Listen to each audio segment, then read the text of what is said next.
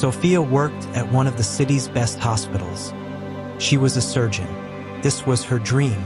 Her mother didn't like her daughter's choice of spending her life digging into human bodies, but saving lives was a beautiful mission. Sophia was a fragile and calm girl. She could have been a neurologist, an ophthalmologist, a therapist. But, as she firmly stated, "I don't want to operate on people." During her time at the hospital, she showed her best side, and management had already entrusted her with a complicated surgery. Often, they even called her on weekends and holidays. "Dear, if you keep dedicating all your time to work, you'll never get married," her mother said. "Mother, marriage isn't the main goal of life," Sophia replied. "You're crazy. You're a woman, and you know that women age faster. Time flies. The clock is ticking," her mother said. "Then let the clock take me," Sophia replied indifferently. The last time she was in a relationship was in college. She was in love with a classmate, but he ended up with her best friend. Since then, Sophia had gotten rid of her friends and kept her distance from them so she wouldn't have to endure all that pain again. But she was beautiful blonde curls, porcelain white skin, brown eyes. She was like a doll, but this doll had a steel character. Her profession was taking its toll. That night, Sophia had already left the hospital. It had been a long day, 2 surgeries scheduled in the morning, and then she operated on a guy after a car accident for several hours. Now his life wasn't in danger, but he was exhausted. She walked along the hospital park sidewalk, wishing to go to her apartment, take off her boots and coat, go straight to the bathtub. There, she would spend a whole hour in the snow-white foam bath. Then she would go to bed and fall into a sweet sleep. Suddenly, she heard a heavy groan. Sophia stopped and looked around, perplexed. It was getting dark and freezing that night. Sophia shivered from the cold and looked at the nearby bushes. It seemed like the groans were coming from there. "Who's there?" she asked aloud and boldly walked toward the huge bush, turning on the flashlight on her phone. The next second, she saw a man lying in the bush, writhing in pain, gasping, trying to shout something, but all that came out of his throat was more like a groan. Sophia approached, saw a man, and recoiled. It was a homeless person, dressed in rags. He looked a certain age, with very long and dirty hair and a graying beard. The smell confirmed it again.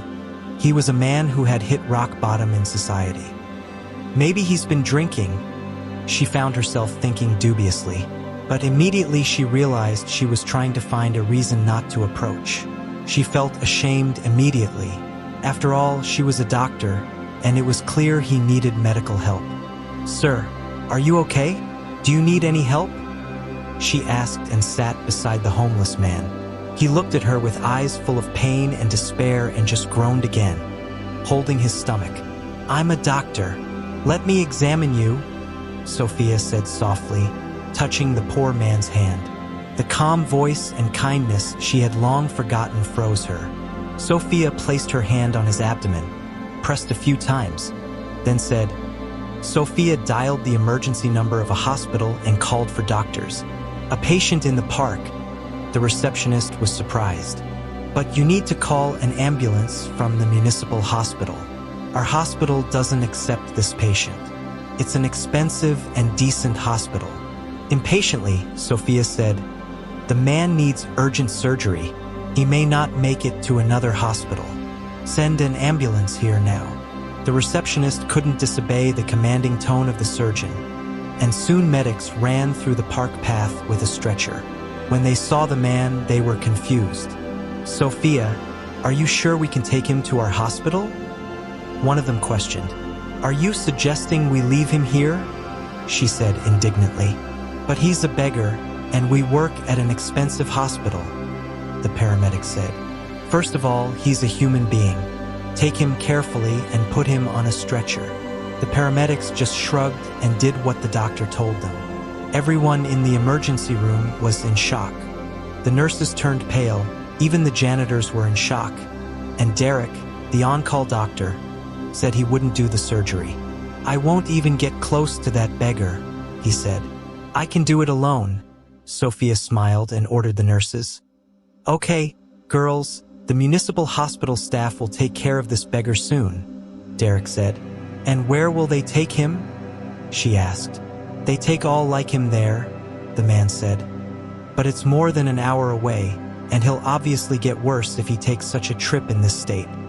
He might die on the way, Sophia said with a cold look. So, do you think we should treat all beggars, Sophia? You're in a class hospital where rich people, even millionaires, come. He's dirty, stinks, might have an infection, the on-call doctor said indignantly.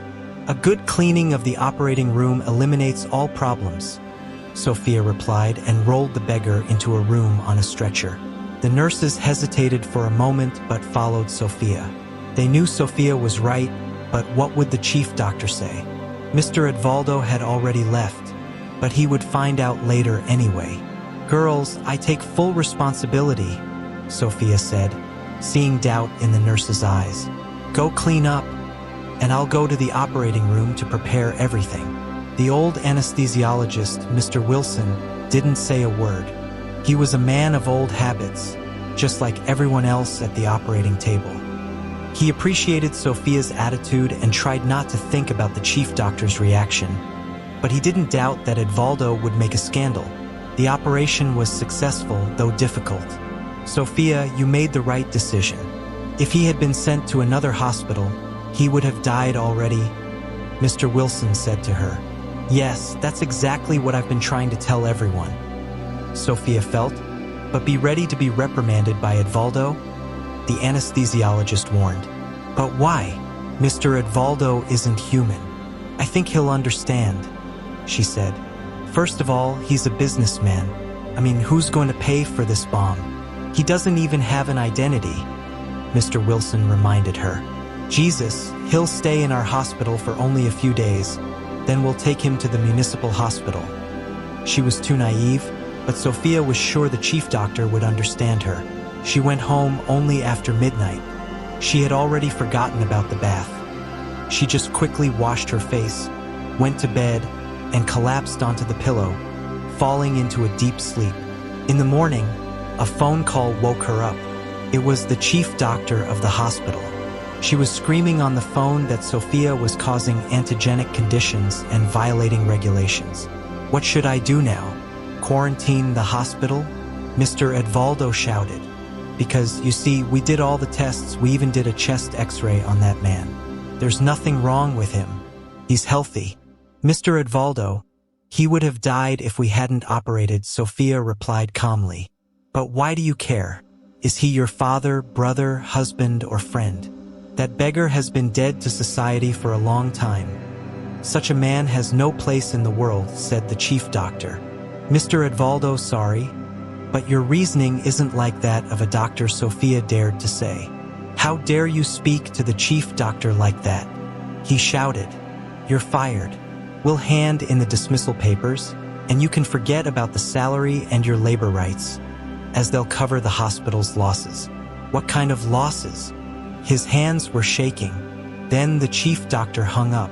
Sophia was beside herself after the conversation. She didn't even notice the tears streaming from her eyes. She just stood by the window, and the tears rolled down her face. Dear, you're crying. Her mother approached her slowly. Who were you talking to? It was a chief doctor, Sophia said, wiping her tears. Mom, I got fired. Then she told the whole story. Her mother listened and just shook her head. My God, what a difficult time we're living in. Does he think you did the wrong thing? The woman wondered. Mom, all that matters to people like Mr. Edvaldo is status and money. Human life has no value to him, Sophia replied. It's okay, dear, don't worry. You did the right thing. I'm sure someone in heaven is watching everything that's happening. Everything will come back to you tenfold. Her mother hugged Sophia. I hope so, but I'm unemployed now. How are we going to survive? I'll look for a new job, but I think Mr. Edvaldo will make sure I'm on the blacklist of hospitals. In that case, I won't be able to get a job in any hospital. Well, it doesn't matter, you can be a pharmacist, I mean, they make good money, her mother said. "Mom, only surgery. I'm used to saving people, not selling medicines. But maybe you're right. Well, we'll see." In the meantime, Mr. Edvaldo was already calling other hospitals and telling the chief doctors not to hire Sophia under any circumstances. Then there was a knock on his office door. A worried assistant came in. "Mr. Edvaldo, we have an inspection today," his secretary said nervously. "I just got a call from my friend. She's a secretary at the Ministry of Health. She warned me that they were coming for an unscheduled inspection." "I can't believe it," Mr. Edvaldo shouted. "This is the last thing I need. Did they remove that beggar? Aren't we waiting for an ambulance?" The assistant replied, "When will it arrive?" The man was angry. He dialed the phone number of the therapeutic department head. "Take him out," he shouted, "and tell them to take the homeless man out of the hospital. I don't care if you throw LOL under a bush. A Ministry of Health inspection is on the way. And to the homeless man here, unregistered, not fully examined, without identity, take him to the other side of the park. Let the municipal hospital ambulance take him from there." The chief doctor shouted, "But it's cold outside, it's fall." He replied, "But it's not winter yet, you can cover him with a blanket," advised the chief doctor. The nurses wheeled a patient on a stretcher to the exit when people from the Ministry of Health appeared at the entrance. They had already passed, but one man was interested and followed them. "Where exactly were they taking the patient? And where's the ambulance?" asked the inspector. "It should have been here already," replied Mr. Edvaldo, smiling. "We did an emergency operation on the patient. It was successful. And now we're transferring him to another hospital for treatment." The man from the Ministry of Health turned and looked out the window. He saw that the ambulance had indeed stopped.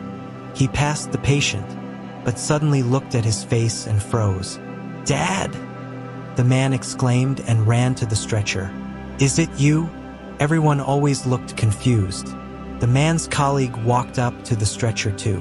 "Nathaniel, you must be mistaken then." He looked at the man himself, choked up. "Mr. Favio, is it you?" The man on the stretcher just looked at them confused, but he kept his eyes on Nathaniel. They knew each other, yet something had happened that left the man confused, and now he couldn't remember where he knew this young man from. But the man called him father, so this is his son. "Dad, do you recognize me?" Nathaniel looked at the familiar facial features and couldn't believe that the father they had been searching for the past 2 years, having lost hope of finding him alive, was lying in front of him on a stretcher. He was thin, with a beard and hair grown almost to his shoulders. It happened over a year ago. Mr. Favio had just celebrated his 16th retirement anniversary. He had a large medical equipment business and wanted his son to leave his job at the Ministry of Health and join the trade. But Nathaniel was stubborn, saying he liked his job, and that business wasn't for him. This made Mr. Favio very sad. Who would run a business then? He had a stepson a little older, but Paolo was frivolous. He would ruin everything very quickly. But there was no choice. Mr. Favio signed a power of attorney for him and began to teach the essentials to his stepson gradually. Then Mr. Favio was attacked. He was driving his car and was cut off by another car. Some thugs got out of the car and beat him on the head. He only remembered falling into the river with the car.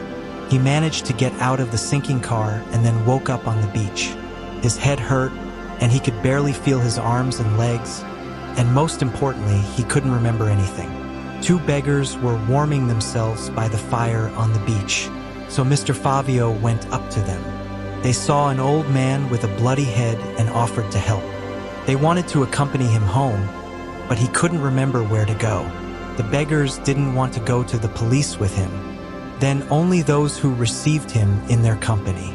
That's how Mr. Favio became a synth without memory and without a past. The police told Favio's relatives that they found the car in the river, but not the body. However, there's a strong current in the river, so they could search for several years and find nothing. Nathaniel didn't believe his father was dead and continued searching for him. Despite being in the same city, they always walked different streets and never met. Paolo, the stepson, quickly assumed the role of company's chief and started running the business his way, but he managed it in such a way that the company was on the verge of bankruptcy. Nathaniel was furious because his brother almost drove their father's business to bankruptcy. How are they going to tell their father when he returns? People don't come back to life after death. Paolo smiled, but Mr. Fabio was back. Yes, it was him on the stretcher. Nathaniel immediately told them to take his father to the room and ensure he received the best care. No one would contradict him. The head doctor was now giving orders on what to do and how to do it. Nathaniel had no idea where they wanted to take his father. Before, he had forgotten about it. He was worried about something else. How to recover his father's memory. It was clear he had amnesia. It might be permanent.